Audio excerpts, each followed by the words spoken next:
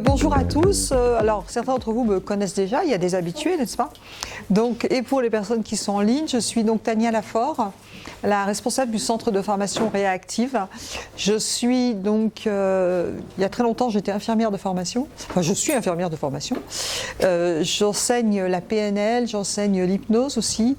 J'interviens en cabinet, j'interviens aussi en entreprise, en coaching et en cohésion d'équipe. Donc l'idée aujourd'hui, dans le cadre de l'université d'été et le mois du développement personnel, c'est de vous donner des informations sur qu'est-ce qui va fédérer une cohésion en couple, en groupe, en équipe.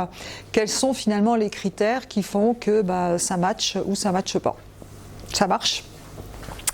Donc déjà, avant de commencer, est-ce que vous aviez des questions particulières? Alors juste levez la main ceux qui sont intéressés plutôt par la notion de couple, couple, ok. Ou la notion d'entreprise. Moitié, vous ne facilitez pas la tâche là, hein. D'accord. Ok, bon, de toute façon, c'est toujours le même principe, on va voir. Alors, à partir du moment où on est plus de 1, on doit pouvoir s'entendre. Vous êtes d'accord? Et je pense que vivre ensemble, que ce soit à deux, que ce soit en entreprise, ça nécessite effectivement des façons d'être, des façons de faire. Et il y a certains critères qui sont indispensables. Et même avec soi-même, parfois on n'est pas toujours d'accord. Donc vous voyez, c'est complexe, hein. Donc, la méthode que je vais vous présenter, c'est une méthode cohésion qui a été présentée d'ailleurs par Paul Pironnet, collègue et ami. Et je l'ai beaucoup utilisée et pour de la cohésion de couple et pour de la cohésion d'équipe, pour fédérer les équipes, pour faire réfléchir à qu'est-ce qui fait que ça va bien ou qu'est-ce qui fait que ça ne va pas. D'accord ? Si vous regardez globalement dans la vie en général, dans les différentes fonctions, que ce soit en couple ou que ce soit dans un métier, d'ailleurs le couple n'est pas forcément un couple amoureux, ça peut être un couple professionnel aussi, hein. Eh bien on peut se rendre compte que on va passer par plusieurs phases. Et la première phase, ça va être la rencontre, vous voyez, la rencontre où on est dans une zone, c'est un petit peu l'été, hein. Ça peut être un peu comme les 4 saisons. C'est l'été, au départ, on va effectivement, on a de l'intérêt l'un par l'autre, l'un pour l'autre, là je parle de la notion de couple, hein. On va parler de nos valeurs, on est plutôt dans la satisfaction, et en termes d'action, on va mettre tout en place pour que ça se passe bien. Est-ce que vous êtes tous d'accord avec moi ? Ça, c'est vraiment, parce qu'il n'y a pas ça à la base, déjà, c'est mal parti, hein. Donc, au départ, on a de l'intérêt, on va partager des choses, de l'initiative, ça a du sens, on est dans quelque chose de plutôt positif. Ça, c'est valable aussi quand on prend un nouveau job au départ. Il y a vraiment un investissement qui demande d'ailleurs beaucoup d'énergie, hein, pour être, on est dans la satisfaction, on avance, etc. Et puis le temps passe. Et puis, on commence à être un petit peu dans une zone de confort avec la notion d'habitude.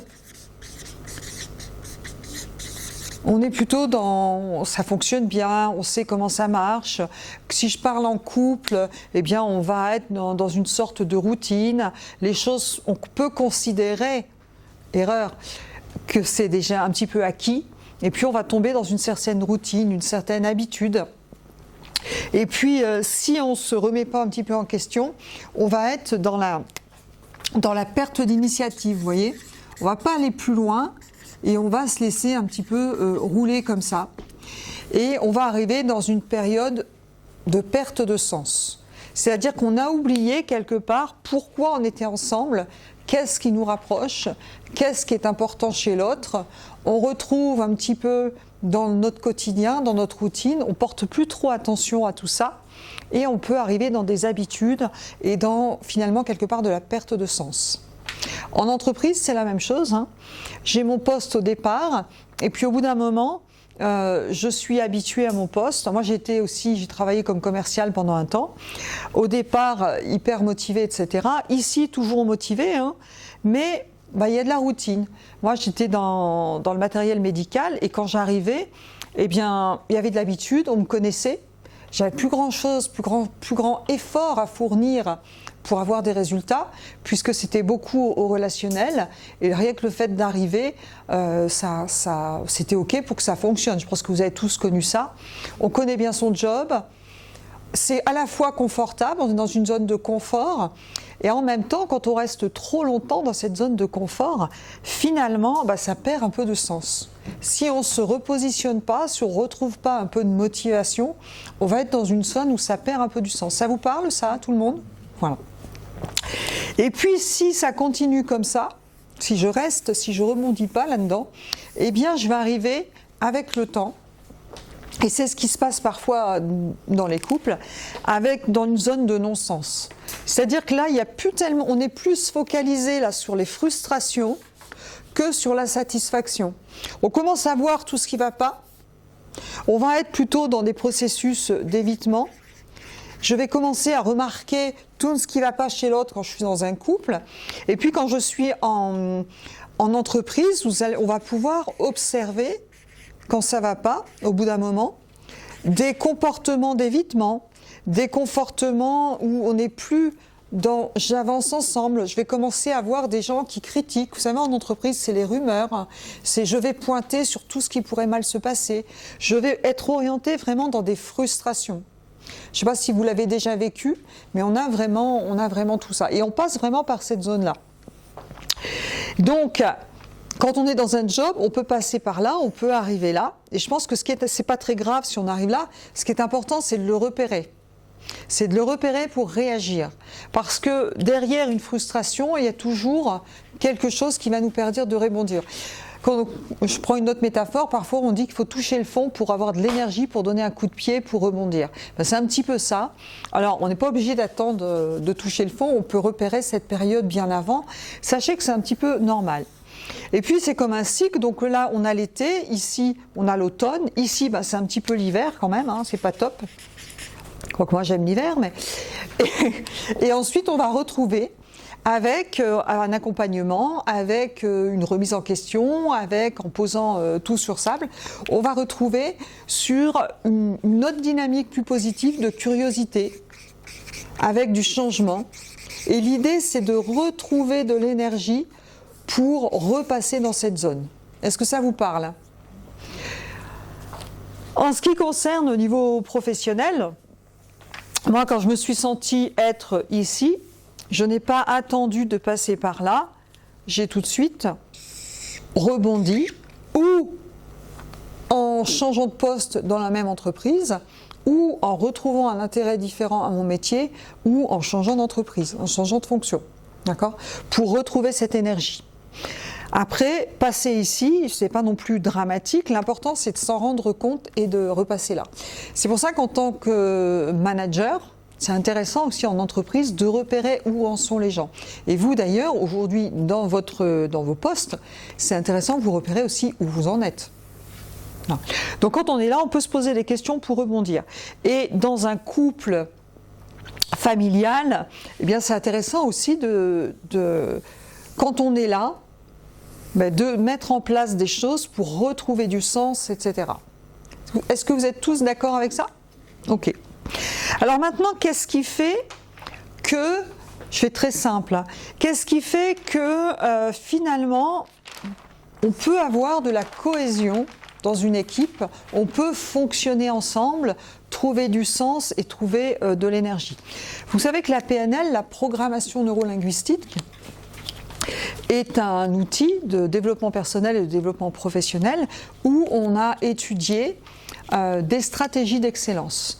On a des outils pour gérer les émotions, on a des outils pour avoir des stratégies de réussite, on a des outils pour avoir des outils de communication. Et l'idée de la PNL, à la base, c'est la modélisation. C'est-à-dire, je modélise, j'observe comment ça se passe quand ça fonctionne bien pour essayer de reproduire. Eh bien, si on regarde un petit peu, comment ça marche, quels sont les ingrédients nécessaires pour bien fonctionner ensemble, que ce soit dans une entreprise, que ce soit dans un couple. Il y a différents paramètres et ce que je vais vous proposer par la suite, c'est de vous questionner. Et aujourd'hui, j'ai décidé de vous faire travailler.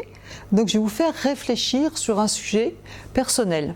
Vous ne donnez pas de réponse, ce sera juste pour vous, pour que vous puissiez intégrer un petit peu le processus et voir un petit peu la puissance que ça peut avoir.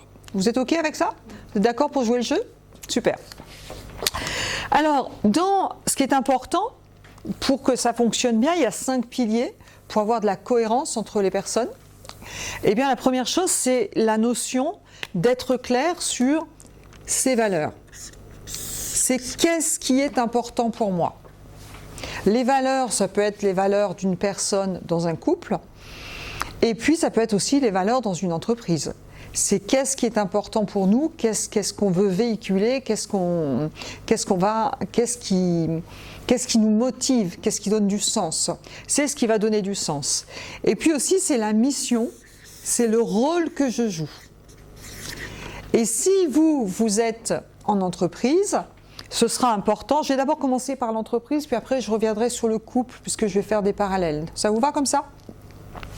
En entreprise, c'est important que vous soyez clair sur votre mission, sur votre fiche de poste quelque part. Pourquoi vous êtes là?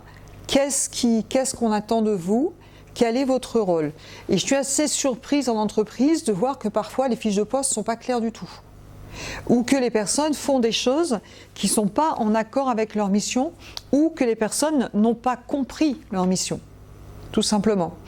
J'étais avec une personne la semaine dernière qui était post-burnout, puisqu'elle était dans un poste où elle se donnait une mission qui n'était pas la sienne.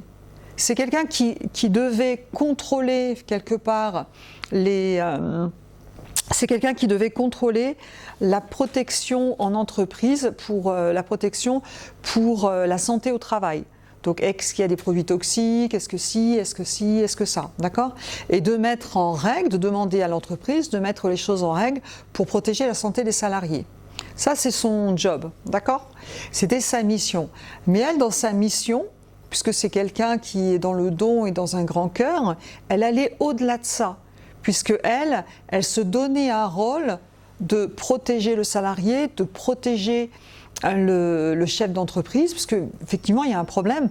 On demande au chef d'entreprise d'améliorer les éléments de sécurité pour les salariés et c'est très bien, sauf que post-Covid, etc., ça coûte très cher et si le chef d'entreprise fait ça, et bien du coup il ferme l'entreprise. Donc du coup c'est un cercle vicieux, puisque les salariés vont se retrouver sans job et le cercle, vous voyez un petit peu? Donc c'était complètement, elle s'y retrouvait plus là-dedans. C'était pas possible pour elle parce elle dépassait son rôle. Elle avait un rôle différent de ce qui était. Donc on a repris sa fiche de poste après avoir décelé tout ça pour dire ben voilà, toi, ce qu'on te demande c'est ça, ça, ça. On te demande pas d'aller, la limite elle est là. On ne te demande pas de faire ça et de faire ça. C'est parce que c'est ça qui la mettait en burn-out. Donc la mission c'est très important. La fiche de poste, normalement, elle est là pour ça. Et les valeurs. Et ce qui va être intéressant, c'est que mes valeurs personnelles en entreprise, ce qui est important pour moi, correspondent aux valeurs de l'entreprise. S'il y a vraiment une différence en termes de valeurs, là aussi, vous risquez de ne pas être aligné et ça ne va pas coller. Vous êtes OK? Tout à l'heure, je discutais avec Thierry qui me disait être resté 40 ans dans la même entreprise. Pourquoi? Parce que ces valeurs collaient avec les valeurs de l'entreprise. Aujourd'hui, c'est rare quand on reste 40 ans dans une entreprise. Je pense que les choses ont bien évolué. Mais c'est important que vos valeurs personnelles soient claires avec les valeurs de l'entreprise. Ensuite, ce qui est important, c'est de savoir vers où on va. Les personnes ont besoin d'avoir une vision. On a besoin savoir pourquoi on est là, quel est notre rôle et qu'est-ce qu'on attend de nous et vers où va l'entreprise. D'avoir un projet et notamment la notion de projet commun. D'avoir une vision. C'est-à-dire d'être au courant, qu'est-ce qu'on attend de moi, vers où on va, c'est quoi le sens, etc. Alors, dans certaines entreprises, c'est clair, dans d'autres, ça l'est pas forcément. Et puis, une fois que j'ai ça, ce qui est important aussi, c'est de savoir globalement comment on va faire. Donc là, c'est un petit peu comme si je donnais des coordonnées GPS à mon cerveau. Où est-ce qu'on va aller ensemble? Et ensuite, c'est concrètement, comment est-ce qu'on va s'y prendre en termes d'organisation? Qui fait quoi? Quand? Comment? Quelle est la stratégie qu'on va mettre en place pour obtenir un résultat? Vous êtes OK? Ça, c'est l'idée globale. Pour faire tout ça, bien entendu, il va nous falloir communiquer. Et là, on se rend compte, c'est ce que je dis toujours quand je fais les bases PNL, on n'a pas eu de cours de communication à l'école, d'accord? Il y a la communication en entreprise à différents niveaux, mais il y a aussi la communication interpersonnelle. Est-ce que je me comprends? Est-ce que je sais me faire comprendre? Et la communication, à mon sens, elle sert à faire passer de l'information, mais elle sert aussi à valoriser les personnes, à valoriser leur rôle, à être ensemble sur le même niveau, même point de vue et à valoriser. Vous êtes d'accord? Sauf qu'on ne nous a pas appris ça à l'école. Je pense qu'en tant que manager, on a besoin de connaître par exemple la communication non violente, on a besoin de faire des marques d'attention, on a besoin d'un tas de choses, de savoir éviter les conflits, de savoir qu'est-ce que je fais face à une rumeur, de savoir communiquer, de savoir valoriser, de savoir écouter. Et on a besoin de tout ça. Et je dis en tant que manager et pas que. Parce que même sans être manager, en tant que collègue, à mon sens, on a besoin de la même chose. Puisque vous êtes dans un environnement et l'environnement va avoir une influence quand même. Même si vous influencez l'environnement, mais l'environnement a aussi une influence sur vous. Ça vous parle? Tout ça, c'est ce qu'on n'a pas appris à l'école. Et puis on se rend compte aussi que quand ça fonctionne bien, eh bien, on est dans un processus d'évolution. Parce que l'être humain a besoin de stimulation et il a besoin d'apprendre et d'évoluer. Vous êtes OK? Voilà un petit peu pour l'entreprise, mais c'est exactement la même chose pour le couple. Dans un couple, on a besoin de se parler. On a besoin d'échanger et on a besoin d'être clair sur c'est quoi mon rôle en tant que couple, c'est quoi mon rôle en tant que parent, c'est quoi mon rôle en tant que conjoint. On n'a pas forcément les mêmes rôles, vous êtes d'accord? Il y a des gens qui mettent tout dans le même panier et c'est là où on peut avoir des difficultés. Quel est mon rôle en tant que parent? Quel est mon rôle en tant que conjoint? On a besoin d'être clair sur qu'est-ce qui est important pour nous. Parce que on n'a pas tous la même vision. Une fois qu'on est clair là-dessus, on a besoin aussi d'être OK sur des priorités et d'avoir un projet commun. Qu'est-ce qui fait qu'on est ensemble quelque part et qu'est-ce qu'on va développer ensemble? En couple, ça peut être l'éducation des enfants. Alors si on n'est pas d'accord sur l'éducation, ça peut poser problème. Ça peut être un projet commun qui est la sécurité, l'achat d'une maison, un projet, partager des choses, voyager ensemble. Et ça va être important d'avoir un projet commun parce qu'on se rend compte quand il n'y a plus de projet, souvent ça commence à dégringoler. Une fois que j'ai un projet commun, ça va être important de savoir comment je vais m'y prendre. Qui fait quoi, quand, comment. La répartition des tâches, qui fait quoi, quand, comment, et d'être d'accord avec ça. Ça vous va?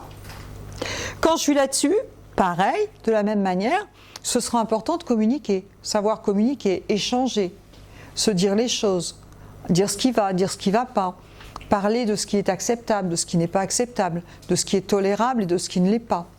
Et c'est vrai que, alors en fonction de nos capacités, de notre éducation et d'un certain nombre de choses, et de notre personnalité, parfois c'est un petit peu difficile.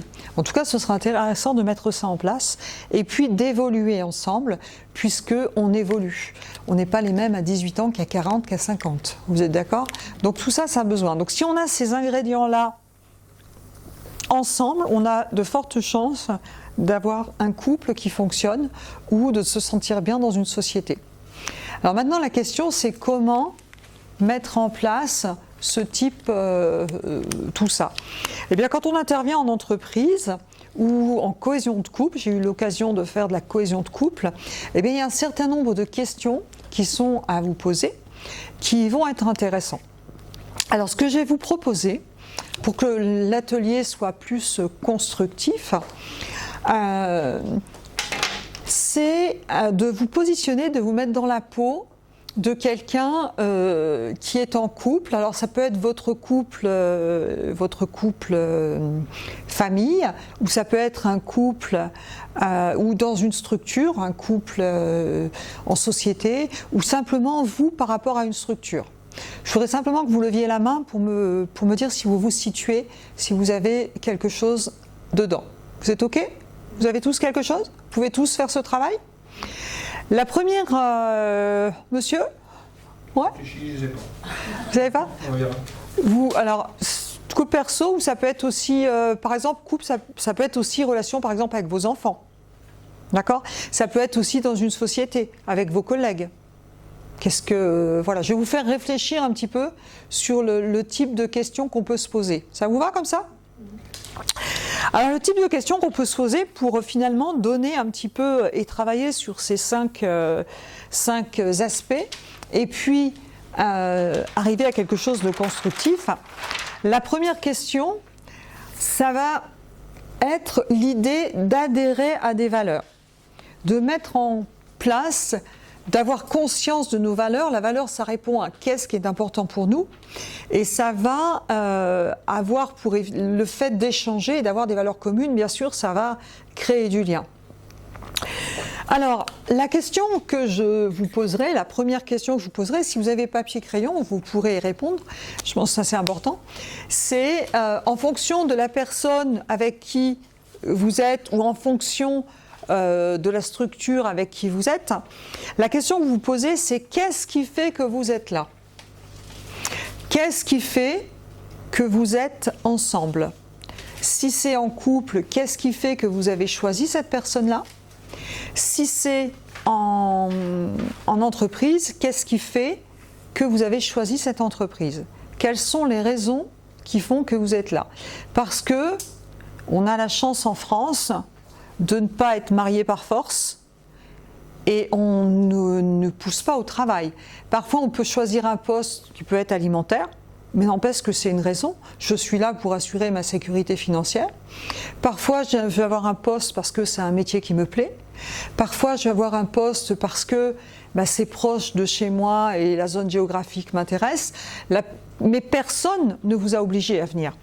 Donc vous voyez, c'est intéressant de redonner de la responsabilité. Personne, dans notre pays, normalement, personne ne vous a forcé à être en couple avec telle ou telle personne. Donc la première question à vous poser, c'est qu'est-ce qui fait que j'ai choisi cette entreprise ou cette personne? Je vous laisse cogiter. Prenez quelques minutes pour écrire. Est-ce que vous avez besoin d'un...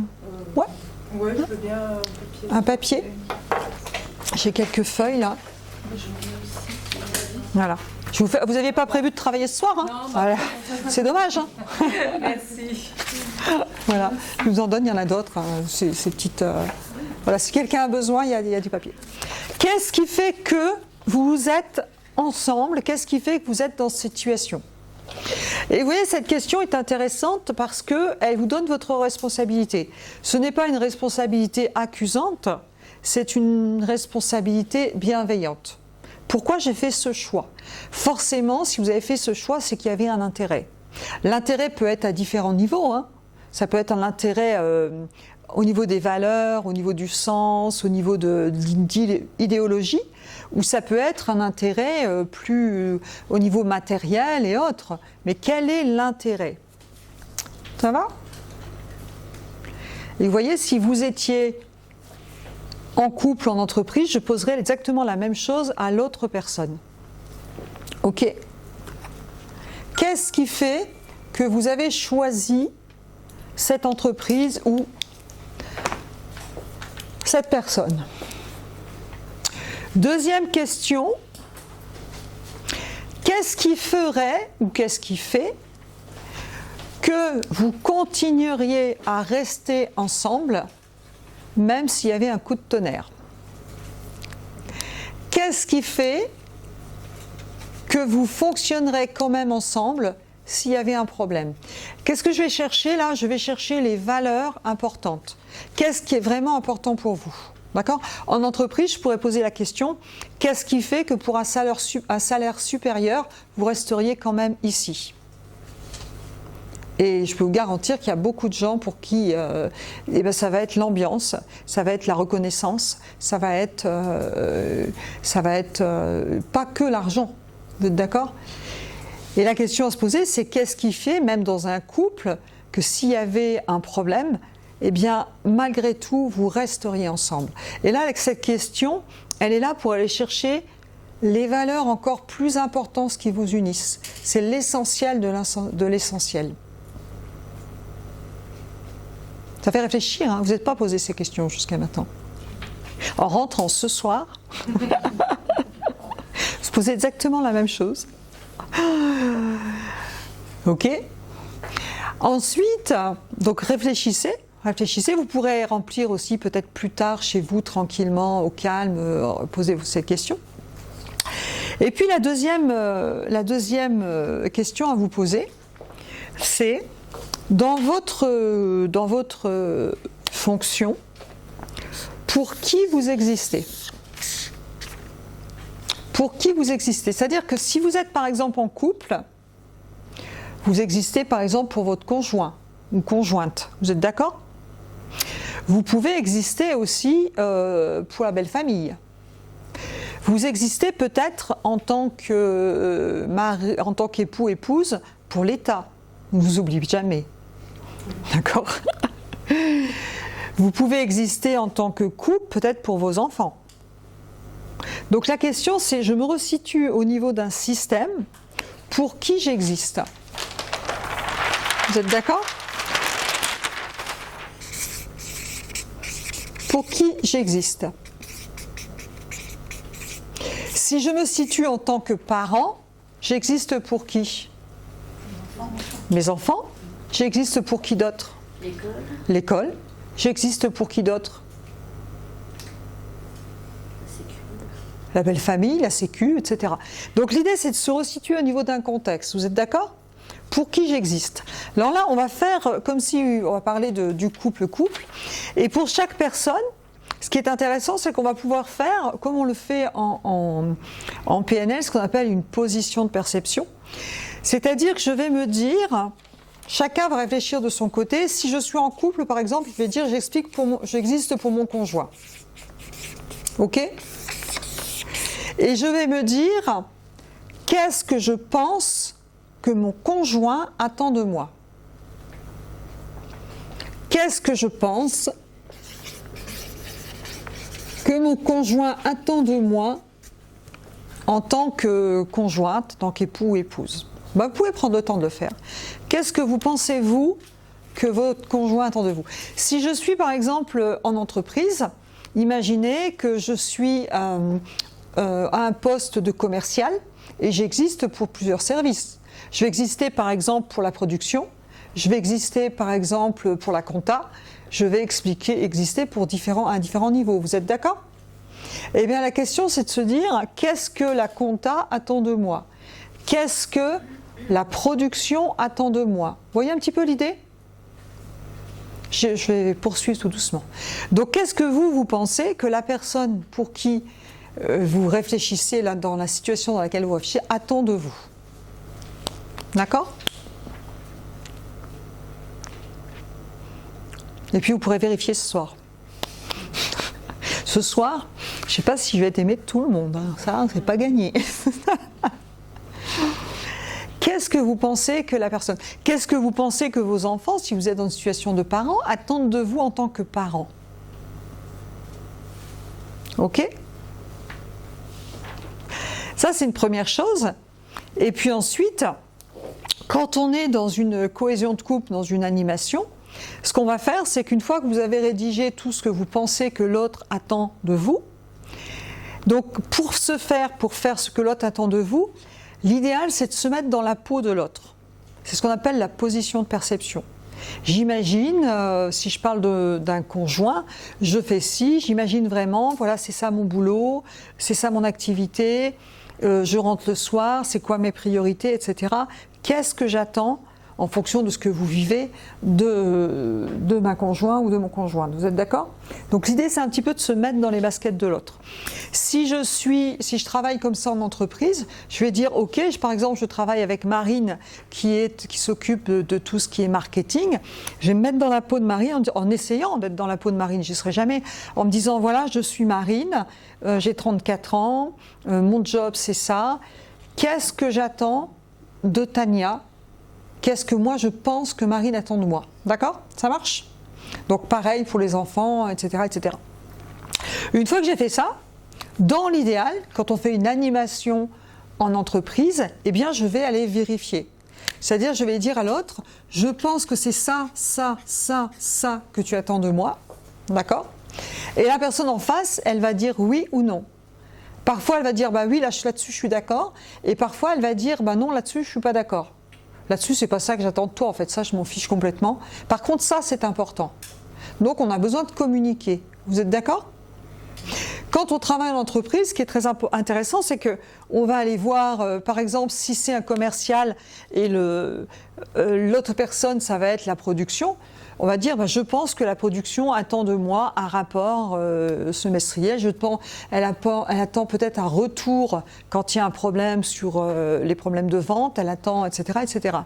Et la production, on va lui poser la question et elle va dire là-dessus je suis d'accord, là-dessus ça c'est pas hyper important, par contre là on a vraiment besoin de ça. Et vous voyez finalement les gens vont communiquer et on va finir par se comprendre. Et pour se comprendre, c'est très intéressant d'imaginer le travail de l'autre et de se mettre dans la peau de l'autre. Alors il y a un film que j'aime beaucoup pour les parents et les enfants qui s'appelle Freaky Friday, avec Tommy Lee Curtis, un film assez ancien, où vous avez une maman et sa fille qui va dans un restaurant chinois et il y a un miracle qui se passe et elles sont l'une dans la peau de l'autre. D'accord? Donc la maman vit dans la peau de l'adolescence, donc elle vit la vie d'adolescence et la fille vit la vie de maman. Et c'est extraordinaire au niveau des positions de perception, ça c'est un exercice qu'on fait en PNL, parce qu'elles se rendent compte finalement que c'est pas exactement ce qu'elles pensaient. Elle ne vivait pas la même chose. C'est à voir parce qu'il est très amusant ce film en plus, c'est très bien intéressant. Donc vous voyez un petit peu, on va voir, on va commencer à réfléchir, qu'est-ce que l'autre attend de moi et qu'est-ce que moi j'attends de l'autre. Ça vous parle? Ok. Et ensuite, bien entendu, vous faites la même chose dans l'autre sens. C'est qu'est-ce que vous attendez de votre conjoint ou conjointe? Qu'est-ce que vous attendez de votre conjoint ou conjointe? Dans différents domaines de vie, ça peut être sur qu'est-ce qu'on partage ensemble. Ça peut aller des tâches ménagères, mais ça peut aller aussi des conversations. Et on a besoin de se parler. On a besoin d'échanger. On a besoin de se dire les choses. Je vois madame qui fait... Alors c'est sûr, pour échanger, il vaut mieux être deux. Quand il y en a un qui échange et l'autre qui n'a pas envie, c'est plus compliqué. Alors là, il y a plein de méthodes. Vous pouvez utiliser la communication non violente, vous pouvez utiliser la méthode DESC. Voilà. Vous aurez plein de trucs pour échanger. L'écoute active. Ok? Donc finalement, vous avez déjà un petit peu une cartographie. Vous avez c'est quoi, qu'est-ce qui est important pour moi, mes valeurs. Vous avez aussi qu'est-ce que je pense, qu'est-ce que j'attends de l'autre, parce que je ne suis pas tout seul, et qu'est-ce que je pense que l'autre attend de moi. D'accord? Vous êtes OK? Ensuite, vous allez avoir une autre question à vous poser. Donc on a fait ça pour que j'existe. On va voir aussi quelles sont les attentes en prenant en compte des positions de perception. J'insiste sur les positions de perception. Essayez de vous mettre dans la peau de votre collaborateur ou dans la peau de votre conjoint ou conjointe. Qu'est-ce qu'il vit, qu'est-ce qu'il voit, qu'est-ce qu'il entend, quelles sont ses contraintes à lui, quels sont ses goûts à lui. Essayez vraiment de vous mettre dans la peau de l'autre. Vous n'y serez jamais réellement, on est bien d'accord, mais le fait de porter attention, ça peut être intéressant. Et vous allez voir que ça ouvre vraiment, vraiment des portes. Une fois que j'ai tout ça, on va discuter ensemble en disant qu'est-ce qui va bien? Qu'est-ce qui se passe bien dans notre couple? Qu'est-ce que j'apprécie dans notre couple ou dans ma fonction ou en relation avec les gens? Si je suis en entreprise, eh bien, le commercial va dire, par exemple, l'équipe de la production va dire, ce que j'apprécie, ce qui se passe déjà bien dans notre collaboration, c'est ça, ça, ça, ça. D'accord ? Si je suis en couple, c'est important de valider ce qui se passe bien. Parce que ce qui ne se passe pas va venir très très vite, hein, ce qui se passe mal. Vous êtes d'accord ? Donc c'est pour ça que c'est important d'aller voir déjà qu'est-ce que j'apprécie chez toi, qu'est-ce que j'apprécie dans notre relation. Ça va ? Alors vous pouvez noter qu'est-ce que vous appréciez dans la relation, dans l'exercice que vous êtes en train de faire. Prenez le temps, c'est important. Qu'est-ce que vous appréciez dans la relation ? Qu'est-ce que vous appréciez à ce niveau-là ?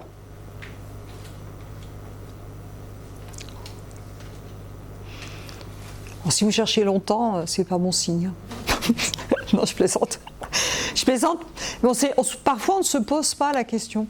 Parfois, on court à 200 à l'heure parce que dans le couple, il y a la vie professionnelle, il y a les enfants à gérer, il y a la fatigue, il y a ci, il y a ça.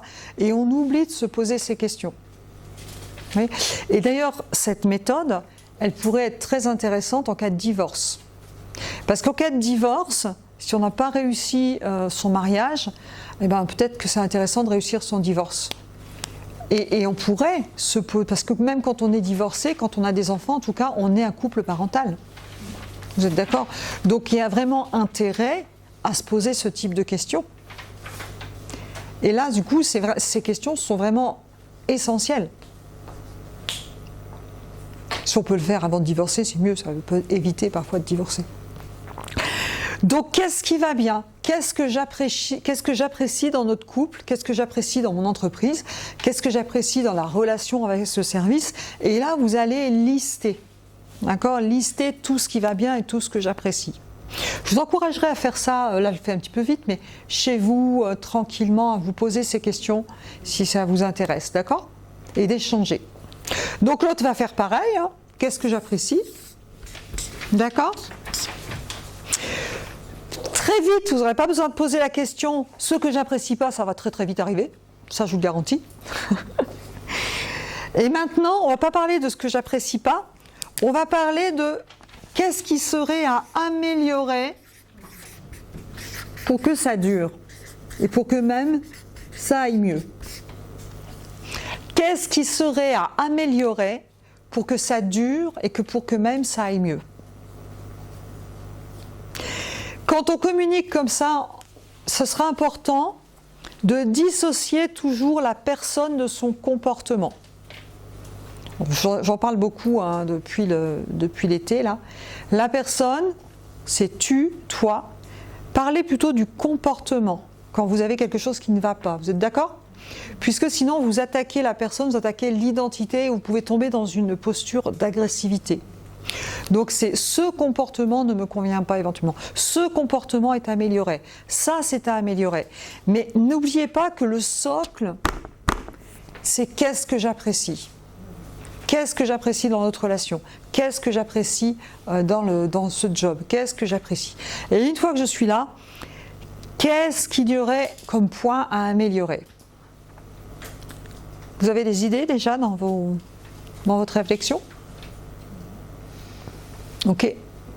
Et donc vous allez lister les points à améliorer. Et là, on ne va pas travailler sur tous les points à améliorer. Sinon l'autre va se sauver, s'il y en a beaucoup. Choisissez les choses d'abord essentielles, en petit à petit. On avance, c'est comme la méthode Kaizen, la méthode japonaise, c'est petit à petit, petit pas par petit pas. S'il y a trop de choses à améliorer d'un coup, ça va paraître tellement lourd que ça va faire peur ou que ça va être difficile à gérer. D'accord ? On va dire par exemple, est-ce que vous avez une idée d'un truc à améliorer ?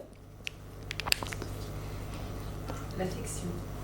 Alors l'affection, plus concrètement ça veut dire quoi ? Alors vous voyez, l'affection c'est intéressant parce que c'est assez vague et donc on a besoin de préciser. Comment ? L'attention. L'attention. Alors j'ai besoin d'améliorer l'attention, super. Concrètement, à quoi vous verriez que vous avez de l'attention. Parce que, vous voyez, l'attention, pour vous, ça doit être à peu près clair dans votre tête, mais comme un mot ne veut pas dire la même chose pour tout le monde, et qu'on n'a pas la même vision, ce qui va être intéressant, c'est de formuler beaucoup plus précisément. C'est quoi, à quoi vous verriez, par exemple, que vous auriez de l'attention? Dites-moi. On ne vous voit pas, hein, c'est juste entre nous. Oh. Je ne comprends pas trop votre sens de question. Concrètement, quels sont les indicateurs pour vous qui vous diraient que vous avez de l'attention? Quand je fais des choses de bon cœur pour la personne. Quand vous faites les choses de bon cœur pour la personne. Donc là, c'est vous qui portez attention à l'autre. Ok? Très bien. Parce que quand vous dites là, améliorer l'attention, si vous avez besoin, par exemple, que l'autre vous porte plus d'attention. D'accord. Eh bien, alors vous me dites quand je fais quelque chose de bon cœur pour l'autre, mais concrètement, l'autre, comment il doit faire ou qu'est-ce que vous devez voir, entendre, constater pour conclure que l'autre vous porte attention? Arriver à donner envie à la personne, c'est ça qui est compliqué. Alors, je ne comprends pas votre réponse. Moi, j'ai besoin de critères. Vous me dites, imaginez que vous soyez dans une relation de couple. Imaginons. Vous dites à votre conjoint, à votre partenaire, j'ai besoin que tu me portes plus d'attention. Un mot ne veut pas dire la même chose pour tout le monde. Si ça se trouve, dans son modèle du monde, lui, il vous porte attention. Et du coup, vous avez besoin de donner vos critères. À quoi, qu'est-ce qu'il doit faire concrètement? À quoi vous verrez qu'il vous donne de l'attention? Sinon, vous voyez, vous donnez des choses et l'autre n'a pas forcément compris ce que vous attendez. Parce que vous, dans votre tête, c'est très clair. Mais comme il n'est pas dans votre tête, c'est compliqué. Je explique des choses. Alors, donnez-moi un indicateur concret. Des gestes. Des gestes, ok. Et puis des petites choses du quotidien. Et c'est quoi ces petites choses du quotidien? Je vous titille, hein, c'est volonté. C'est pour tout le monde, hein, tout le monde en bénéficie du coup, parce qu'on a besoin de concret. Et alors là, je fais une grosse généralisation, vous m'excuserez mesdames et messieurs, mais souvent les femmes, vous avez vu Mars et Vénus, souvent les femmes, sans parler, on a l'impression que les hommes doivent savoir ce qu'on sait, ce qu'on demande, sans le dire bien sûr, comme s'ils pouvaient faire de la lecture de pensée. N'est-ce pas? Et vice-versa. Donc nous devons apprendre, mais c'est une généralisation parce que c'est valable aussi dans l'autre sens parfois, c'est important de verbaliser avec des choses concrètes ce qu'on attend, puisque les gens ne devinent pas. On ne peut pas lire dans votre tête. Et en plus, quand on travaille en PNL, on voit bien qu'un mot ne veut pas dire la même chose pour tout le monde. Et qu'une valeur, quand on a une valeur, on n'a pas forcément les mêmes critères de satisfaction de notre valeur. Donc c'est important d'être clair, de clarifier ça, d'échanger. Donc l'idée c'est de dire par exemple, je veux de l'attention. Pour moi l'attention c'est quand effectivement tu me passes un coup de fil si je suis en retard pour vérifier que tout va bien. Je pense que c'est parce que tu vas passer, quand tu fais les courses, tu vas penser à prendre le petit dessert qui me fait plaisir. Vous voyez, on a besoin de critères concrets. Ça paraît bête ce que je vous dis, hein, mais c'est hyper important. Vous êtes d'accord ? C'est plus facile parfois en entreprise qu'en couple. Parce qu'en entreprise, c'est des choses factuelles, mais en couple, on a besoin de se dire, voilà, de quoi moi j'ai besoin. Ça va? Donc, vous mettez des mots clairs et précis qui puissent faire comprendre à la personne. Alors, imaginons qu'il y a ça. Qu'est-ce que ça pourrait être encore? Qu'est-ce qu'on pourrait avoir envie d'améliorer pour que ça fonctionne bien? Toujours sur le même thème, là? Par exemple, sur le même thème, oui. Merci ma chérie, ou des choses comme ça. Des mots doux, enfin des petits mots sympas. Des petits mots sympas. Ok. Alors effectivement, j'ai besoin d'entendre des mots doux. Alors c'est intéressant parce que si vous voyez la visio c'était la semaine dernière, je crois que j'ai parlé de ça. Je ne sais plus. C'est les marques d'attention. Les marques d'attention. Regardez sur ma chaîne YouTube les marques d'attention ou alors la vidéo de la semaine dernière. Je parle effectivement des sensibilités de chacun et je vous explique qu'on n'a pas tous les mêmes besoins en termes d'attention. Vous voyez ? Et donc du coup, vous voyez aussi le lien avec l'attention. Donc regardez cette vidéo, ça vous aiguillera. Mais effectivement, il faut être clair vis-à-vis de la personne. Et aussi, la personne, elle n'attend pas forcément la même chose que vous. Autre chose, un autre sujet que l'attention qui peut être à améliorer dans une relation? La communication. La communication, ok. Alors là aussi, si vous dites par exemple à votre ami, j'aimerais qu'on améliore la communication, il va me falloir des critères. Ben oui, parce que communiquer, pour certains, passe-moi le sel, c'est communiquer. Hein. D'accord? Et c'est sincère, il y a des gens, enfin moi je vois autour de moi, j'ai des personnes, ils n'ont jamais appris à échanger sur ce que tu ressens, ils ne savent, c'est pas qu'ils ne veulent pas, c'est qu'ils ne savent pas. Ça n'est pas partie de leur modèle du monde. Donc si vous voulez améliorer la communication, vous devez avoir des critères concrets. Concrètement, communiquer, c'est quoi? Et du coup, ça nécessite pour vous de mettre vos critères aussi. C'est intéressant. À partir de quand je verrai qu'on communique? Est-ce que communiquer, c'est s'accorder du temps de temps en temps? Bon, il n'y a pas que l'apéro, mais quand même. Le soir, se faire un repas ensemble et prendre le temps de discuter de choses de la vie, de choses importantes, des moments de qualité. Ça peut être, quand tu prévois, je dis n'importe quoi, hein, quand tu prévois une sortie avec tes amis, j'aimerais qu'on en parle avant et que tu me prévois au moins que je puisse m'organiser. Vous voyez, il y a besoin de choses concrètes. Améliorer la communication. Donc, vous avez des idées. Et ensuite, l'idée, une fois quand vous avez fait des points à améliorer, et c'est là que ça va devenir très concret, vous allez mettre en place un plan d'action. C'est-à-dire l'idée du plan d'action. Donc, vous allez dire, j'améliore, on doit améliorer la communication. Ok, d'accord, parfait. Concrètement, un plan d'action. Plan d'action, c'est qui, quand, quoi, où, comment. Qui fait quoi, quand, comment, où. Ben, je peux décider, par exemple, pour améliorer la communication, de une fois par semaine, on se fait un tête-à-tête à l'apéro. Non, c'est pas une obsession.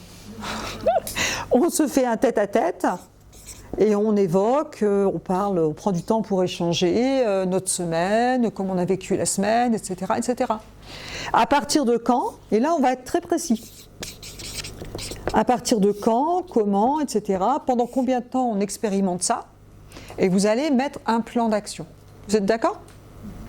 Pareil, sur les marques d'attention, eh bien, la personne doit s'engager. Eh bien, je m'engage à être plus attentif, t'appeler à tel moment, etc., etc. Et vous allez tester ça pendant un temps. Donc, un plan d'action qui soit précis, qui ne doit pas être mis en place dans 3 ans. Ça doit être mis en place dans les 3 semaines qui viennent, là, tout de suite, maintenant. Ça ne doit pas être coûteux non plus. Ça ne doit pas être coûteux. Et ça doit être réalisable. Vous faites ça, vous testez pendant 3 semaines, 1 mois, et ensuite vous refaites le point. Qu'est-ce qui a pu être fait? Est-ce que c'était une bonne idée? Est-ce que finalement ça a pu être fait ou pas? Si ça n'a pas pu être fait, qu'est-ce qui fait que ça n'a pas pu être fait? Peut-être, je ne sais pas, il y a eu une urgence, un débordement, les enfants malades, quelque chose. Ou alors, est-ce que c'était pas adapté? C'était trop demandé? C'était trop exigeant ou trop strict? Et à ce moment-là, on peut assouplir. Mais vous voyez que étape par étape, et l'idée, c'est d'y aller doucement. C'est-à-dire de faire des petites améliorations constantes, pas demander le truc énorme d'un coup. Ça vous parle? C'est bien parce qu'on va partir d'une idée, vous partez des valeurs, vous partez d'un échange et vous partez d'un plan d'action. Le changement se fait par l'action. Les soucis qu'on rencontre parfois quand il y a des conflits, quand il y a des ententes, c'est qu'on ne se comprend pas. On ne se comprend pas parce qu'on n'est pas assez précis. Et parce que notre cerveau, on l'apprend dès les bases PNL, ne fait qu'interpréter et qu'un mot ne veut pas dire la même chose pour tout le monde. Donc parfois on a l'impression de se comprendre, mais en fait on ne s'est pas compris. Parce que peut-être que communiquer, pour une personne, ça va être passe-moi le beurre. Et que pour une autre, communiquer, ça va être 1 heure de discussion sur des sentiments profonds, etc. Ça vous parle? Donc, plus vous serez clair, vous, avec des critères clairs sur ce qui est important pour vous, plus vous pourrez les transmettre et plus vous aiderez la personne en face à pouvoir les mettre en pratique ou pas. Et si vous n'êtes pas d'accord, au moins vous le saurez. Ça évitera d'attendre 20 ans. Tu es d'accord? Oui. La personne prenne des initiatives, c'est un peu normal de faire ça. Alors que la personne prenne des initiatives. J'aimerais que la personne prenne des initiatives, ce serait ça? Alors, ben justement, c'est quoi une initiative? Concrètement, c'est quoi? Je l'avais précisé pourtant, mais c'est pas longtemps que ça vient avec le temps. Ah ça, après, j'ai pas de baguette magique. Mais au moins, vous vous donnez des critères concrets. Alors, prendre des initiatives, c'est pareil. Hein. C'est quoi concrètement prendre une initiative? Est-ce que c'est organiser un restaurant? Est-ce que c'est programmer les vacances? Est-ce que c'est organiser un week-end? Et dans ce cas, il faut aller jusqu'au plan d'action. Tu t'engages à le faire? Oui. Quand, comment, tu t'engages, etc. Et après, je vérifie. Parce que sinon, les paroles s'envolent. D'accord? Je vérifie avec beaucoup de bienveillance. Qu'est-ce qui fait que ça n'a pas été possible? Est-ce que tu n'as pas pensé? Est-ce que c'était au-dessus de tes possibilités, des possibilités au niveau organisationnel? Et ça permet de revenir sur le sujet. Ce qui est important aussi quand on aborde ce genre de choses, c'est le ton. Le ton et la bienveillance.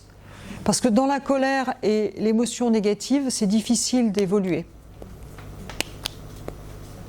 Si vous suivez ça, et pour après... moi, par exemple, qui dit toujours, justement, le côté concret, c'est difficile de dire on verra. On essaie de faire quelque chose, à la place de dire oui ou non, ou c'est toujours on verra. Ah, ça, Mettre en place un plan d'action, c'est l'obliger, par exemple, à dire tel jour, telle heure, avec bienveillance toujours. Hein. Oui, bon, après on peut dire aussi dans 3 mois, ce serait bien, c'est que tu aies au moins fait ça, pour voir si c'est ok. Il faut que la personne soit d'accord, on ne va pas imposer. Hein. Alors la personne qui dit on verra, ben, vous répondez on verra quand? On verra quoi? On verra quoi? La communication, c'est hyper important. Là, je ne peux pas tout donner en 1 heure, mais c'est vrai qu'il y a plein de communications, d'outils de communication qui sont très intéressants et super importants. Après, faut connaître aussi la personnalité des gens, et parfois, il faut laisser un peu de temps, ou parfois, c'est la façon de fonctionner. C'est la façon de fonctionner, ouais, moi aussi. Donc ça, après, on est dans un autre domaine. Je vous donne juste une trame qui, je trouve, est très intéressante pour réfléchir sur soi, pour un couple, en entreprise aussi. Quand on fait des interventions, c'est super intéressant parce que du coup, tout le monde participe à ça et c'est boostant et ça recrée des choses et vraiment il y a des choses qui se mettent en place. Et on suit parfois les entreprises sur plusieurs mois, voire plusieurs années, pour mettre en place des progressions dans des actions concrètes. Et quand il se passe quelque chose de concret, c'est puissant puisque ça redonne de l'énergie, ça redynamise. Ça, c'est important. Ça va un petit peu pour le grand principe. Vraiment, ça vous donne quelque chose de très global et en même temps, vous pouvez déjà appliquer ceci. Après, bien entendu, ça, c'est de la technique stratégique de questionnement, de remise en question, mais bien entendu, et bien, la communication, les marques d'attention, la bienveillance, tenir compte de l'autre. Et je pense qu'il y a quand même des choses qui sont importantes. Parfois, on peut avoir des valeurs différentes, d'accord? On n'a pas tous les mêmes valeurs, on peut être en couple, c'est mieux quand on a les mêmes valeurs, c'est même super.